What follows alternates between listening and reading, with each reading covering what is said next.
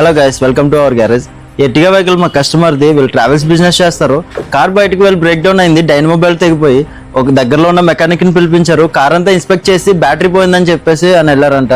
Car dynamo belt తెగిపోయిందన్న విషయం కూడా తెలియలేదు. ఏం మెకానిక్ నాకైతే అర్థం కాలేదు. కార్ బ్యాటరీ కొత్త బ్యాటరీ మార్చేసి కార్ అయితే స్టార్ట్ చేసి పంపించేశారంట.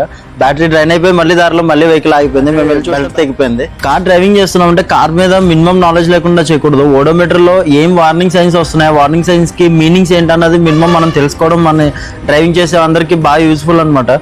కార్లో బ్యాటరీ సింబల్ వెలిగిందంటే కార్ బ్యాటరీ ఛార్జ్ అవ్వట్లేదు అని అర్థం. దానివల్ల డైనమో బెల్ట్ తెగిపోయిందని కానీ లేదా డైనమోలో ఏదైనా ప్రాబ్లం ఉందని అర్థం. దానికి ఒకసారి 90s మోడల్ నుంచి ఇప్పుడు వచ్చే BS6 మోడల్స్ వరకు కార్లో బ్యాటరీ సింబల్ అన్నది ఎప్పుడు అప్గ్రేడ్ అవ్వదు అన్న ఉన్నదంటే బ్యాటరీ సింబల్ ఒకటే.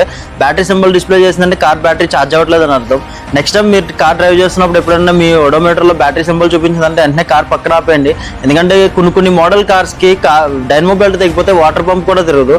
అలా డ్రైవ్ చేస్తూ వెళ్ళిపోతే 4 to 5 kilometers ఇంజిన్ డెడ్ అయిపోయే ఛాన్సెస్ కూడా చాలా ఉంటాయి. ఈ ఎర్టిగా వెహికల్కి అయితే వాటర్ పంప్ బెల్ట్ సపరేట్ వస్తుంది. దానివల్ల లక్కీగా ఎర్టిగా వెహికల్కి ఏం కాలేదు. నెక్స్ట్ టైం వీడియోస్లో సైన్ బోర్డ్స్లో వార్నింగ్ సైన్ సింబల్స్ దేనికి ఏది యూజ్ అవుద్ది, ఏ సింబల్ ఏ డ్యామేజ్ అయినప్పుడు ఏ సింబల్ వస్తుంది అనేది నెక్స్ట్ వీడియోస్లో నేను పోస్ట్ చేస్తాను. Thank you guys.